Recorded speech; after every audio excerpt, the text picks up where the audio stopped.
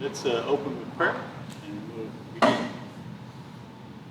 Dear Heavenly Father, we thank you once again for allowing us to come together today to enjoy your fellowship with your Christian family, to enjoy the worship service we have for you, and we pray that worship service is pleasing to you in accordance with your will. Guide us through our class session today. Help us to learn more from your word, be able to apply it to our lives, and to be able to shine your light in the world around us. Please do forgive us when we fail you. We thank you for that forgiveness, and we thank you especially for Jesus, through whom that forgiveness comes. It's in his name we pray. Amen. All right. I'm going to pass this off. If anybody else comes in, and give it to Wayne when he comes forward.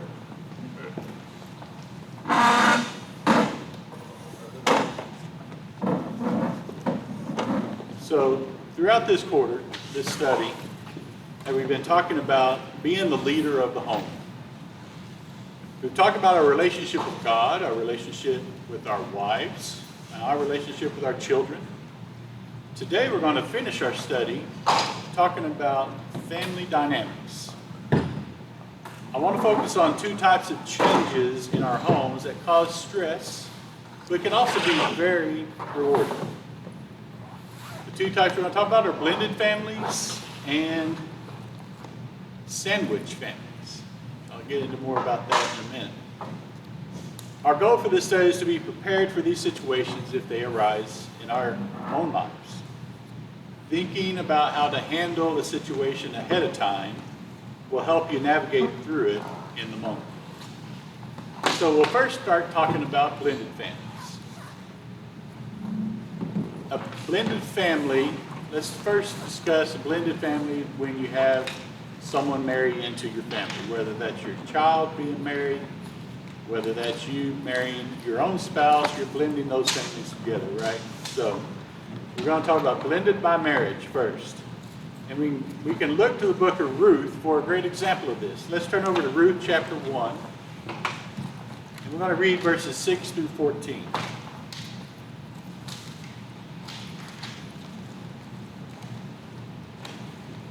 This is talking about Naomi. And it says, Then she arose with her daughters-in-law to return from the country of Moab, for she had heard in the fields of Moab that the Lord had visited his people and given them food. So she set out from the place where she was with her two daughters-in-law, and they went on the way to return to the land of Judah. But Naomi said to her two daughters-in-law, Go return each of you to her mother's house. May the Lord deal kindly with you as you have dealt with the dead and with me. The Lord grant that you may find rest, each of you in the house of her husband. Then she kissed them, and they lifted up their voices and wept. So Naomi is telling her daughters-in-law, you need to go find a new husband. You need to go back to your people and be with your families. And she's telling them, you need to go ahead and leave me. I'll be okay. Verse 10. And they said to her, No, we will return with you to your people. What a great example of someone who's had so much love for her daughters-in-law that they're willing to stay with her over their own family. Let's continue reading. Verse 11. But Naomi said, Turn back, my daughters. Why will you go with me? Have I yet sons in my womb that they may become your husbands? Turn back, my daughters. Go your way, for I am too old to have a husband. If I should say, I have hope, even if I should have a husband this night and should bear sons, would you therefore wait till they were grown? Would you therefore refrain from marrying? No, my daughters, for it is exceedingly bitter to me, for your sake, that the hand of the Lord has gone out against me. Then they lifted up their voice and wept again. And Orpah kissed her mother-in-law, but Ruth clung to her. And we know the rest of this story where Orpah heeds her mother-in-law's suggestion and returns home to her family. But Ruth does not. She goes ahead and comes to the land of Israel with Naomi. And again, it's such a great example of how Naomi obviously treated her daughters-in-law. how much she loved them, and therefore they turned around and loved her. So as we're talking about blended families, when they're blended by marriage,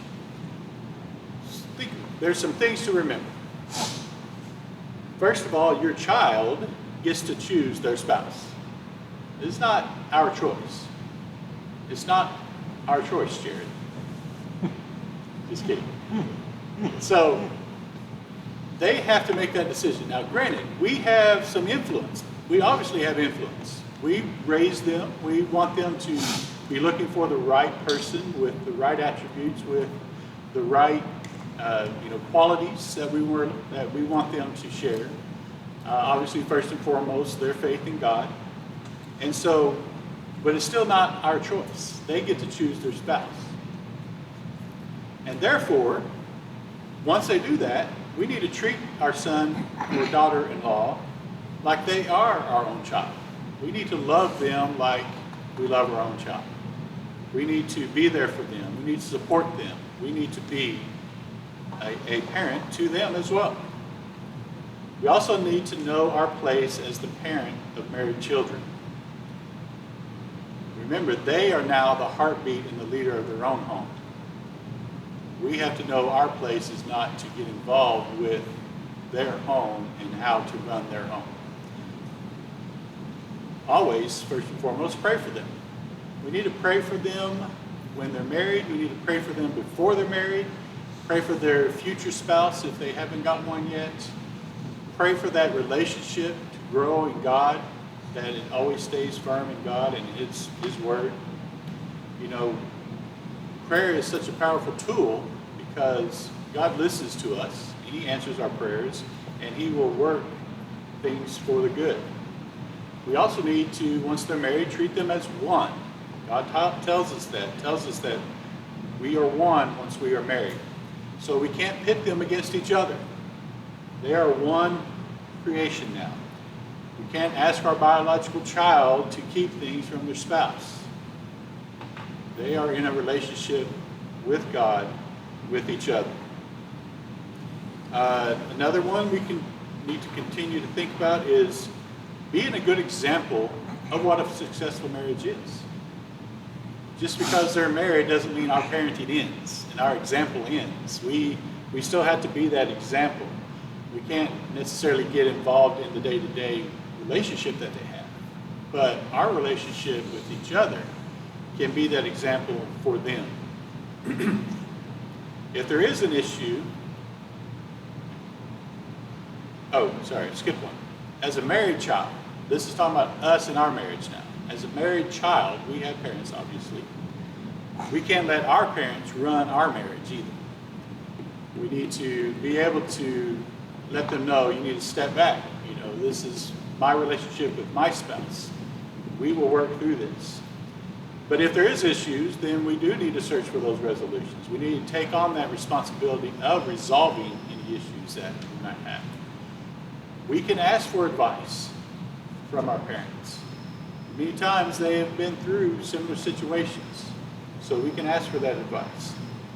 But our first priority is to our spouse, not to our parents. So we need to keep that in mind, that we can't choose our parents over our own spouse. Don't let your parents say, or family even, say anything bad about your spouse. You need to cut that off. They're going to start bad-mouthing your spouse for whatever reason, just because they don't get along, whatever. Cut that off. You don't need to hear that. They don't need to say that. Don't tell your parents about situations in your marriage that are private. There's some situations, yes, you want to get advice for. There's some that you just need to keep private between you and your husband, you and your wife. Obviously wife here. And not let those private situations get out. You two need to work through that together. Now, as the in-law, since we have our own spouse's parents we have to deal with and family, we also need to do our best to treat our in-laws with respect, even if they don't show it to us. So sometimes situations arise where you have a disagreement with your in-laws, but you still have to show that respect to them because first, they raised your spouse. They made her the person that she is. Second, they are the grandparents of your children, if you have children. So they are going to be influential in your children's lives, in your grandchildren's lives. They are God's children, and we are commanded to love one another. John 13:34 and 35. It tells us, "A new commandment I give to you, that you love one another just as I have loved you. You also are to love one another. By this, all people will know that you are my disciples if you have love for one another." We need to continue that love and showing that love for our blended families. So what other thoughts, advice would you give related to blended families by marriage? You have to be flexible. Flexible, absolutely. Yeah, compromise is part of it. You have to be willing to make changes when necessary. I think the key thing that you talked about is once your children marry or you marry, how you gonna put it? That is your primary responsibility. That's your family there. You know, that should come first and foremost. Yeah, absolutely. We are responsible for our families first. Obviously, Jesus first, others second. Others starts with our family. And then you have other Christians, people outside Christian faith, and then yourself is last. So Jesus first, others second, yourself last. But that other part starts with your immediate family, your spouse, your children, and then it works out from there. And so we do have to remember that our first responsibility, other than to God, is to our spouse and our children. What else? Any other thoughts before we move on? So let's look at some other types of blended families. What if your, God forbid, child gets divorced, but they still have a relationship with that person because they had children together? It's a situation that comes up regularly, unfortunately. So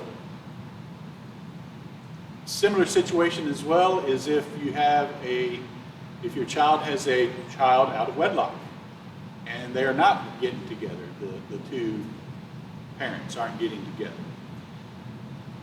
We need to maintain our integrity and still speak very well of the other person, of the other parent. We can't speak ill of their biological parent. Especially, and most importantly, especially in front of the child. If we got to remember that child is 50% of that person as well. And when you think, act, or speak negatively of the parent who is not your family member, the child may internalize that as you don't like part of them, because they are part of that person too. We can't ask our grandchild questions that may put them on the spot. We can't pit them against the non-family member parent. They are innocent and often caught in the middle of this situation. And we don't need to exacerbate. Thank you. The situation by trying to pit that child against their own parent. If your child marries someone who has children, that's another type of blended family. We need to love those children just as Christ loves us, unconditionally and as one of our own. They have joined together with our child. And again, those children are an innocent party in the situation. They had no say in who their mom or dad marries and who that family is. But we can be a shining light to the new spouse as well as to the children that are coming into the situation. In those situations, we need to show interest in that other parent that is not our child and love them. Ask sincere questions. When we talk about sincere, we mean questions that we really want to know an honest answer to. We want to get to know them, build a relationship with them, so that potentially we have some influence on that situation. Be nice, do kind things, send them a credit card, that'd be even nicer. Send them a birthday card or a Christmas card at times, to show your interest in them. Talk to them with respect. Just because it may be a bad situation, whether it's a divorce or whatever, we still have to show respect to them. And a lot of times, even when they're not showing that same respect to us. Again, pray for them. Pray for our child. Pray for the kids in that situation. Our child and our grandchild is being influenced by them, so we need to pray for that person and that they will come to know God if they don't already. Try to build a relationship with them to be good influence and share God's word with them. The children of that situation will grow up and remember how you treated their parent. What's some other thoughts in regards to those kind of situations? Any other advice you would give? Tough situations, but go ahead. I would assume I'm not dealt with that myself yet, directly. I've indirectly dealt with it. There's always two sides to the story. Absolutely. And I think that as we hear, you would typically hear more of one side of it. Yeah. The person that you brought into your family and brought in as a child, that you're loving as a child, for whatever the situation, that has changed, and know they're no longer in that relationship with your child. You still have done certain things to bring them in as a child on your part.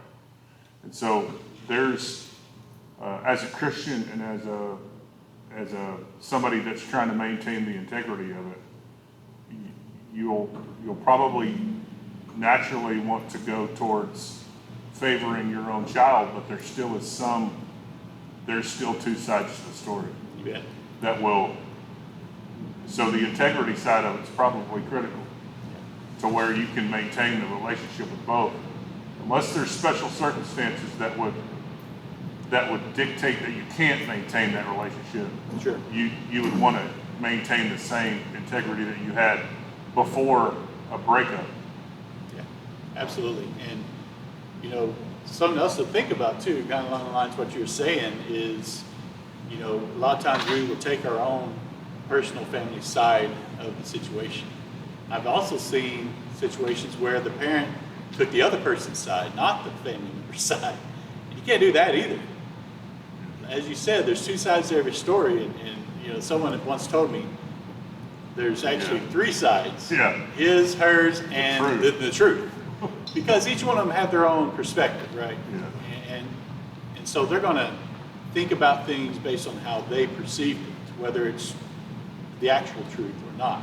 And so from a third party outside looking in, it may be completely different. Well, when we're not supposed to be meddling, right? we're not, our Christian integrity and responsibility to it is not to meddle. So there's a limit to, as a parent, how much you would want to meddle or pry into that information. Even though some of it you're being shared, but you almost have to. My family that you get divorce situations and you get separation situations in your families. You almost have to stop the conversations at times to where it's, listen, I don't need to know the dirt about that person.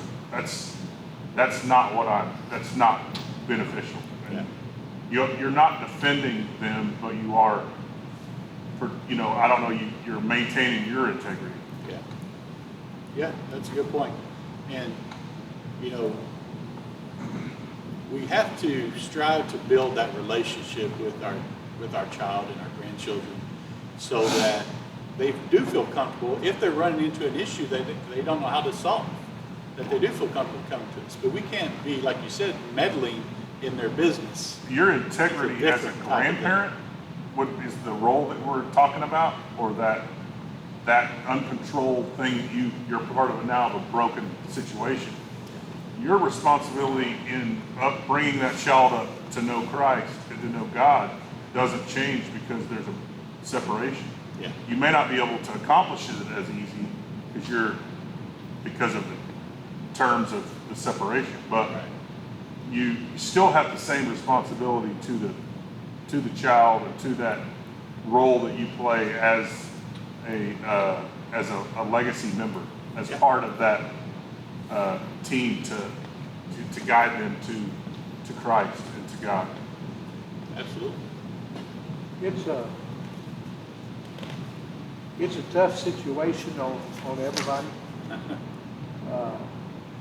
Tammy's brother decided to leave his wife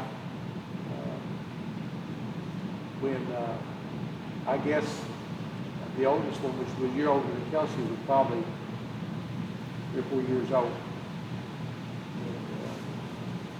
And, in that instance, Tammy's dad and mom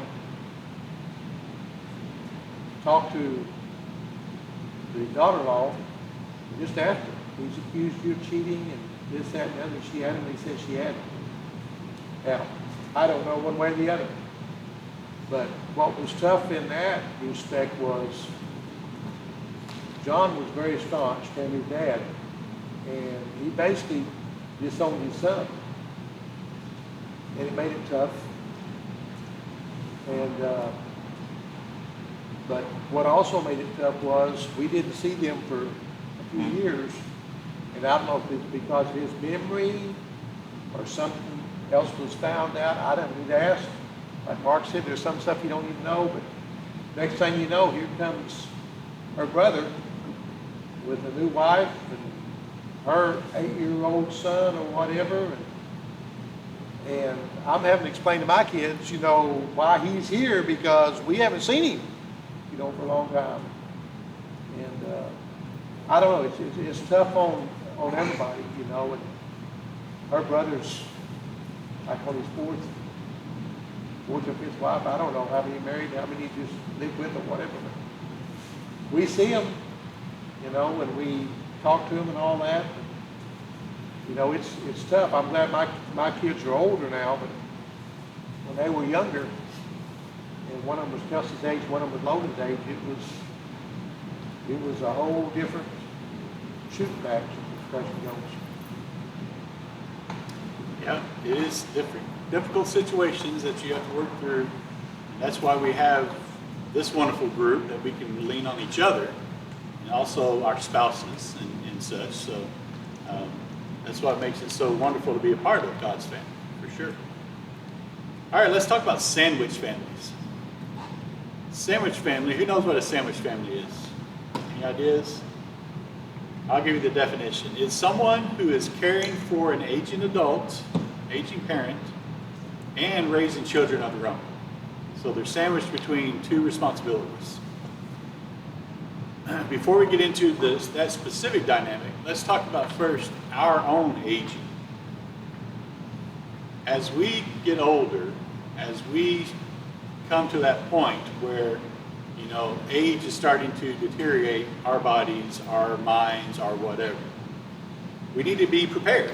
We need to be prepared, but we also need to prepare our children. So talk with your adult children about your own finances. Have all the information written down or saved in a file, including your passwords, so that they can get access to what they need to if something happens to you. You don't have to go into great detail about your own personal finances, but they do need to know where your bank accounts are, your investments are, where the life insurance policies are. They need to know where to go find those things so that it's easier for them later in your life when you can't take care of yourself, or eventually as we pass on. We can make a list in a notebook or on a Excel sheet or whatever works for you of all your doctors and your medications. That way you can keep that information together so that they can provide it to either new doctors that they may be taking you to or whatever. Keep it updated and take it with you to appointments. have that information readily available. We need to be flexible when we can. As we age, staying at home may not be an option. We may need to move closer to our child, or move to assisted living, or move to a nursing home. Those options are out there. Unfortunately, you're now on their schedule, not your own. But both parties need to compromise. We talked about compromise earlier. In a different situation, this is similar here. We need to be willing to compromise. Be as independent as you can, but listen when they tell you that they think it is no longer safe to do various activities. That, I will tell you, will be one tough day when my daughter has to tell me, you can't drive anymore. I have driven since I was 5 years old. You know what I mean? Dad let me sit on his lap and steer the steering wheel. Man, I loved it. And so, as soon as I turned 16, I was at the place getting my license, right? 15 and a half. That's right. 15 and a half had my permit, absolutely. And so, that's going to be a tough day. Hopefully, I'm mentally capable to understand that at that point. But that's going to be a tough day. And so, we need to be preparing ourselves as the life expectancy of men gets longer and longer. Unfortunately, the quality of life doesn't necessarily mean it is. And so we need to be preparing ourselves and then be preparing our children with these things. You may feel like you're giving up control, and in a sense you are. But don't take it out on your children.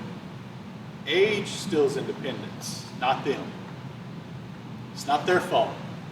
We got to be mindful of that. It's age is still in that independence, not them. We need to strive to be a joy to be around. And we need to praise them for their efforts.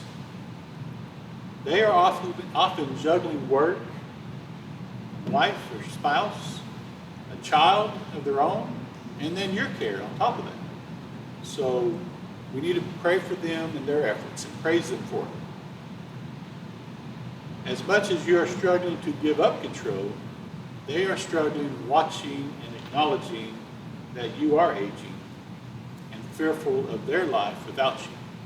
So yes, we would be going through a difficult time, but they are as well. It is okay when they don't do things your way. They're their own person. They may do something different than you do. And they now are in charge because you're unable to do it. So let them do things the way they're used to doing it, the way they want to do it. We also need to be proactive. Have a trust or will made up. Be ready for those events. Choose a health proxy and a power of attorney. Have those documents prepared. Think about and talk with your spouse, with your child about an advance directive and potentially a DNR, do not resuscitate order. And then compose and write down your funeral information. How do you want that to go? At that point, it's still going to be up to them because you're not going to be there, but they at least have your wishes and many times will want to do what you want them to do. This time in your life, as we age, is very special with your children and your grandchildren. You need to enjoy spending extra time with them. Talk to them about the Bible and your faith, what it means to you, so that they can see the hope that you have and the comfort that you feel having that faith, even though the end may be coming soon. There will be lots of happy times if you will look for them instead of focusing on how unhappy you are with the situation. So what else can we do as we strive to grow gracefully? You hit on a bunch of it. 1 Peter chapter 4 talks about, I think it's about 8 or 9, it talks about us being good stewards of what we have, of our gifts, of what we are provided. And I think it goes to it. My parents are in that move, they're in that transition literally today. And in the next weeks to come, they're going to be moving into an assisted living place. So I've been telling them, and I continue to tell them, I think it's something that I'll try to do, even though it's hard, is you can choose, you can decide your path, you can decide what you're going to do, or somebody will decide for you, and you won't have a say. So I think it's, as you try and embrace or process that, it's probably harder. Like you said, it's hard. It's easy to talk about it. It's hard to give up your keys. Oh, yeah. But if you're planning, if you kind of guide that, or you get to decide that, then it might be a little easier to embrace that part of your life. Because it's coming. I mean, if you're set up, if you set yourself up, you've made your own provisions so that you can enjoy that and it not be such a terrible time mentally. And I can tell you, the caregiver is going to appreciate all the plans that you've already made, because it saves them from having to do it. It's a struggle. I know Mark, like I said, going through that, probably several of us have. I went through that. Your dad. It's a struggle, you know, because we talk about doing some different things. And, you know, my dad had the Alzheimer's, dementia stuff. And, you know, we were going to move them. We got some moving boxes, and we set up to go move them and all that. And told Mom to pack up stuff, you know, and we went down there and spent all day long. And we get down there, she might have 20 boxes. And I've rented the biggest U-Haul they've got, you know, because I know what's in that house. And I know I wasn't going to get it all in there anyway, but, and then you go down there and you think, well, maybe she's in as bad shape as he is, you know. I'm saying pack the essentials, and I look at these boxes, and here's some of our high school yearbooks, you know, in these boxes, and home material that hang on the walls, and you know, it's a challenge. Never did get them to set up a trust or anything like that, you know. We do have the power of attorney and the medical stuff and all that, but it's tough. It's tough.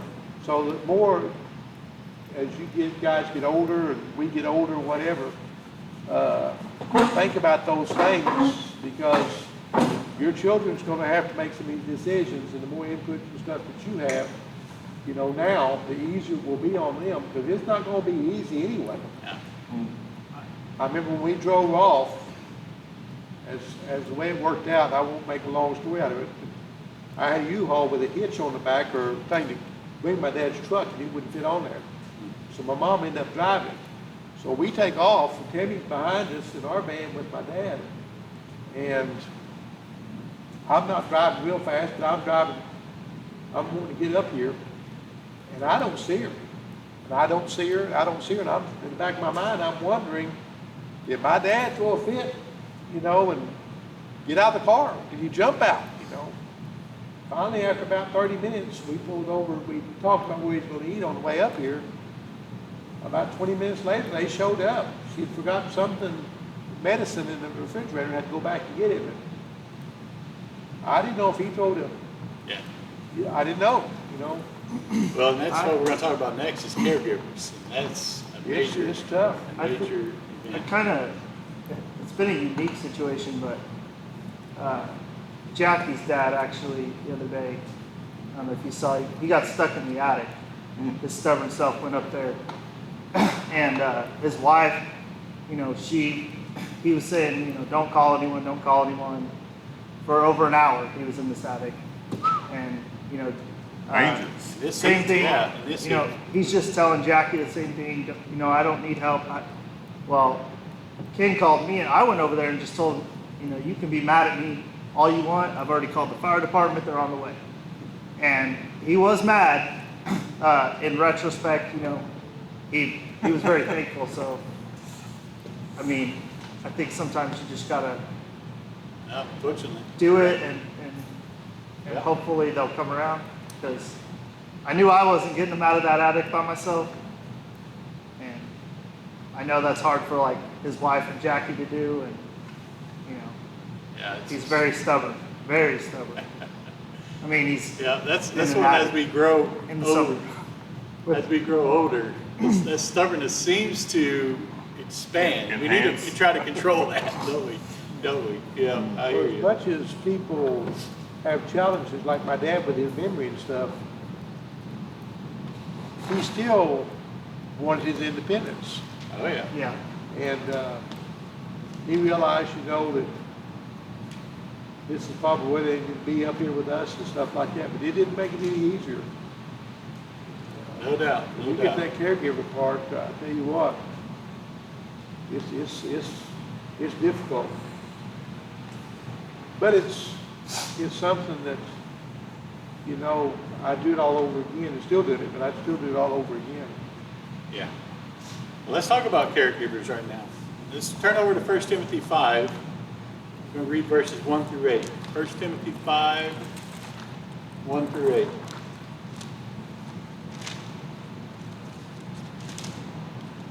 It says, "Do not rebuke an older man, but encourage him as you would a father. Younger men as brothers, older women as mothers, younger women as sisters, in all purity. Honor widows who are truly widows. But if a widow has children or grandchildren, let them first learn to show godliness to their own household and to make some return to their parents, for this is pleasing in the sight of God. She who is truly a widow, left all alone, has set her hope on God and continues in supplications and prayers night and day. But she who is self-indulgent is dead even while she lives. Command these things as well, so that they may be without reproach. But if anyone does not provide for his relatives, and especially for members of his household, he has denied the faith and is worse than an infidel or an unbeliever." As caregivers, obviously this could be a stressful time. It's going to be a lot of work, a lot of anxiety, a lot of problems can arise. And we can't do it all. We need to ask for help and or hire help if we need it.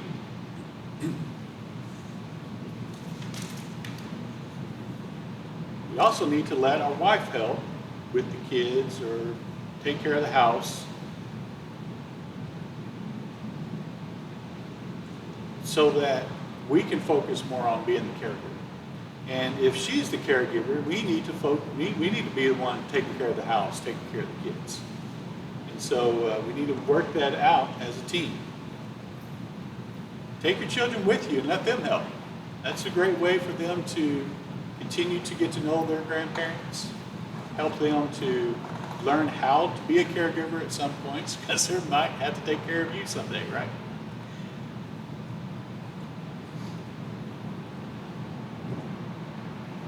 The person we're caregiving for, they do appreciate you, even though they may not say so.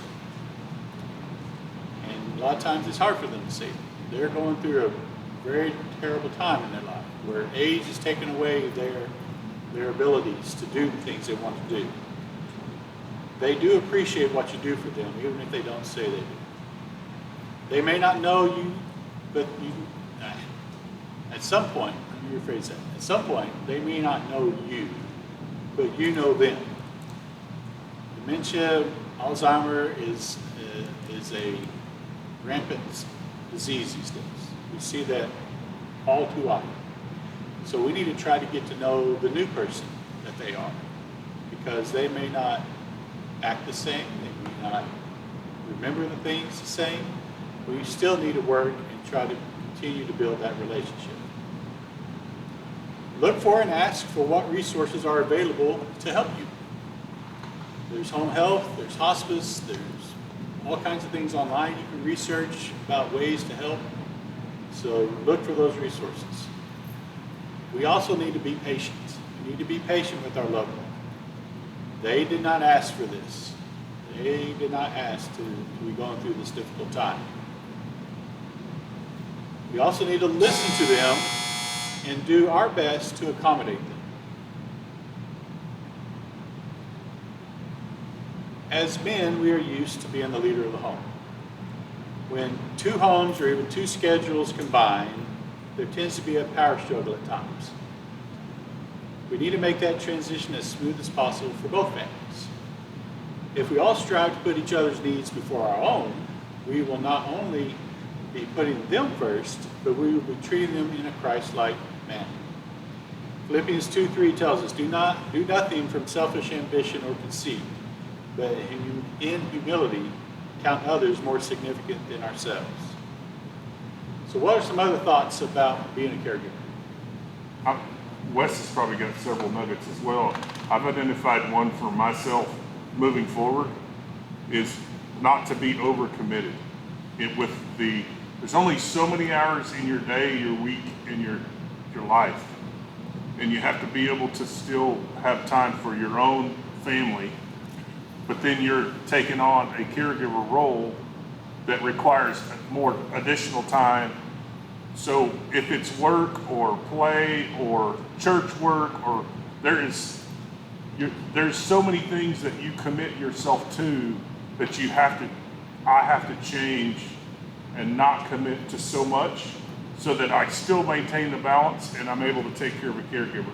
So you have to kind of go back and rebalance your time so you'll be stretched thin and you won't be good to anybody because you're overcommitted. And so you have to That's a good point. cut back on some things. That's where I think it's important to like use resources and not be afraid to ask for help. Yep. Because you can't do it all yourself. That's right. I mean, I've seen it, and it's, yeah, like you said, You it want won't be to. good to anyone. You feel like it's your responsibility, but you can't do it. And sometimes we're not the best person to do it because we don't have the training some of these other professionals do that they may need. There may be a need for hospice, but you're still trying to change their bedding, and you're still trying to do things that are, hospice is not just the last day of their life. No, It's a daily care, but you're still trying to manage it all when you probably need to call in a hospice help or call in some of those resources. What else? Well, guys, this is the last class for this quarter. I appreciate all your thoughts and your attendance. And next quarter, we'll be in the adult classroom. Mark's going to be teaching on parenting. Love to see all of you with your spouses in that class. So, again, thank you. We'll see you next week.